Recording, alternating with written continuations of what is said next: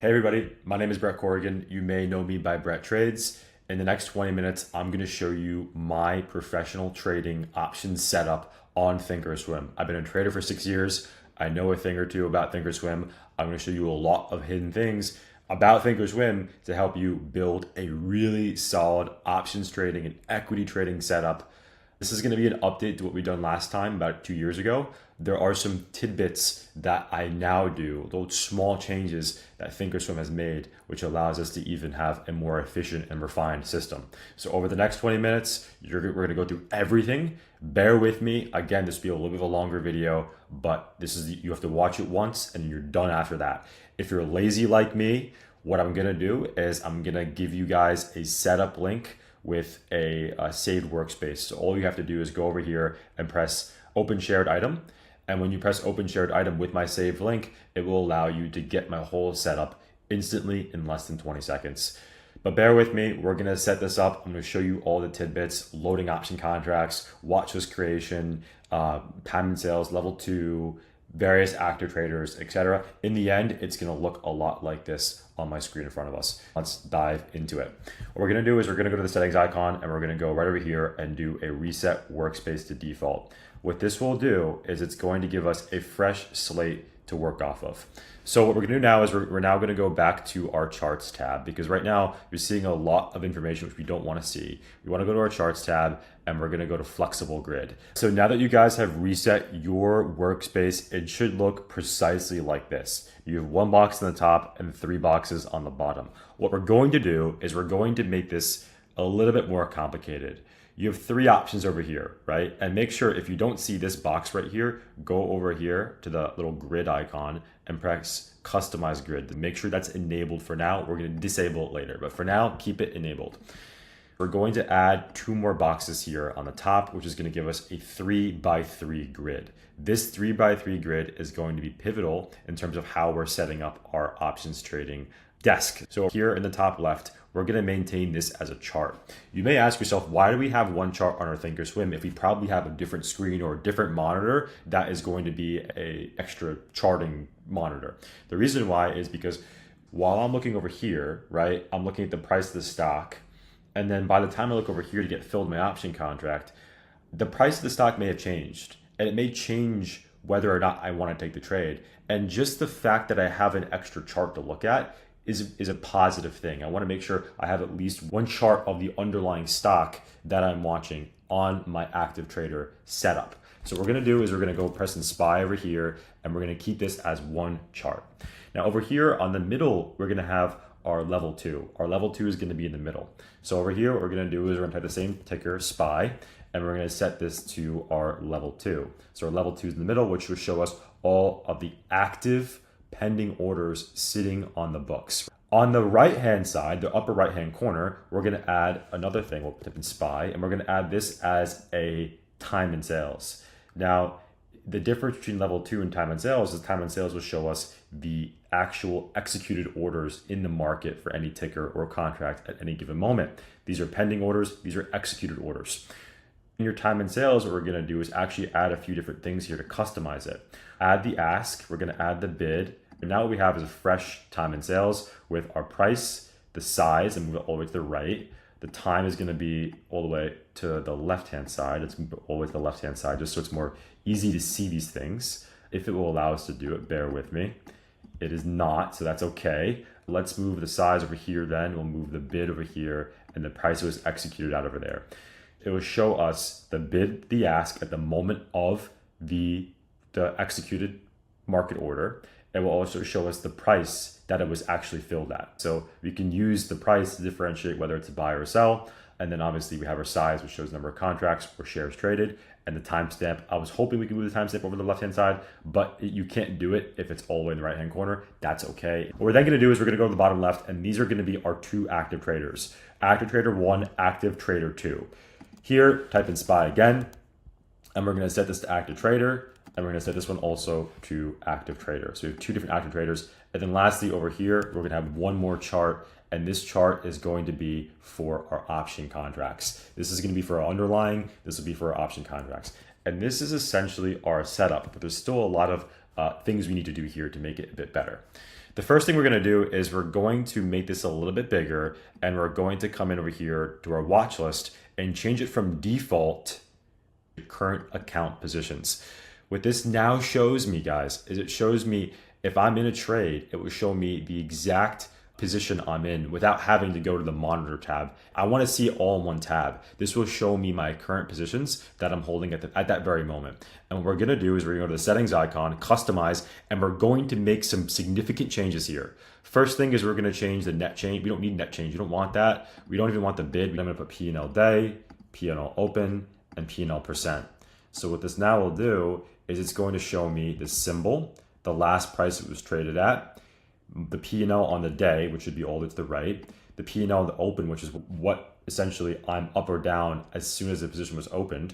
And this will show me the P&L percent from open, and this will show you the P&L overall for that particular day. So if you have a trade from Monday and today's Wednesday, well, the P&L open is going to show you your actual net change since Monday. The P&L day is going to show you the net change from today, from 9:30 a.m. Eastern Standard Time till 12 noon. So very different. You get very different information between your P&L open and your P&L day, but you want to see both, and you want to have the optionality to see both. So keep them both up. P&L percent obviously will show you your percent change since that option contract has been open. What we're then going to do is we have a quick chart over here. We're going to get this deleted. We're going to delete gadget. We don't want another chart there. Trader TV, we don't want that either. What we're going to do is we're going to keep our live news, keep our new watches we just created, and we're actually going to add one more watch list by pressing the plus icon in the bottom left corner. And what we're going to do is we're going to add a gadget that shows a watch list, which is right here in the bottom right hand corner. Add a watch list, and this is going to be our storage watch list, where we're storing contracts and saving contracts. This is going to be a custom watch list. So what we're going to do is go to default, and we're going to make it so this is a custom watch list. So what you can do for this is you can just put, for now, make it personal, and you can name it anything you want. I'm going to name it contract watch list. What we're going to do is we're now going to utilize this as our option contract watch list. And you're seeing some crazy stuff happening over here on the right hand side. Just some glitching. Let me just go over here and fix it so it's a little bit smaller over here, and this is a bit bigger, and then that's all we're going to do for now. We're going to leave that alone, make this a little bit smaller. I want to show you guys some important linking tools. What we're going to do is our contract watch list, we're going to link this to a certain color. You can link it to whatever color you want. I'm going to make it red for now. This is going to be linked to here. I want these to be linked together. So your contract watch list linked here, and it's also going to be linked here as well. And what this will allow me to do essentially is anytime I have a ticker or a option contract loaded, it's going to essentially throw in whatever I'm loading into here and here. So I'm going to have that all together. This is going to be unlinked. This is your backup active trader. Here on the left-hand side, also, we're going to have this as set to a certain color. We're going to keep this to yellow or whatever color you want. These all on the top all linked together. So yellow, this is also going to be yellow, and this is also going to be yellow. Again, choose whatever color you want. It doesn't matter. It's just preference. But then that's going to be all linked together on the top. So the top is all linked together, and the bottom is mostly linked together with the exception of the backup option active trader. What we're now going to do is make sure you have live news enabled, and then we're going to go now to trade, and we're going to show you guys some really important stuff here when it comes to saving and loading your option contracts. So type in ticker. Let's load, for example, a SPY ticker. And we'll go to SPY's chart, SPY's option chain, and your option chain is going to show you a whole bunch of information. Now, this is known as your option chain. The option chain will show you all these different dates, and the dates are expiration dates. If you want to trade an expiration date that expires today, the 25th of September, well, then you're going to come in and press this one. That would be a 0-day expiration contract. I want to trade the one that expires tomorrow. So I'm going to come in and trade the September 26th option contract. And you're going to notice that there's a series of different strike prices here, but not very many. What we need to do is go over here and change the strike price to a larger number. I always set mine to all because I like to see all of them. But if you want to do just a select few, you can set it to 10 or 14 or whatever you want to do. But for me, I choose them all because I like to just scroll through it. Again, personal preference. We now want to trade this option contract. Let's just say I want to pick a call side and I want to pick the 570 calls here. I have two options. I can come in here, press buy and do a manual order, or I can go press copy and I can paste it into my option contract watch list where it will be saved here. And I can do this with various contracts. Let's just say I'm watching calls, but I'm also watching puts. So what I can do is now put in another option contract here from the put side. So I have calls and puts. I can do it to other tickers. I can go to NVIDIA and say, well, I want to also watch NVIDIA contracts as well and watch the 123 calls in NVIDIA. I'm going to load that as well and put that into my option contract watch list. I can even take this a step further. So the other mechanism that we could use is known as using the send to feature. The send to feature is a little bit different than copying it over. What we're going to do here is you're simply going to go, you're going to right click the option contract that you want to pick, in this case the 570 calls here in SPY, and then press the send to feature, and I can send it directly to my active trader. So in this case, my active trader is what color? It's red, right? If I want to get my option contract sent to red, all I do is right click my option chain or my option contract, send to red, and it's gonna automatically send that option contract, the 570 call, to my active trader, done in one click. So your question might be, why do we even have a watch list storage bin? Like why do we have a watch list for contracts? The reason why is because let's say you're watching a few different tickers or a few different contracts that day.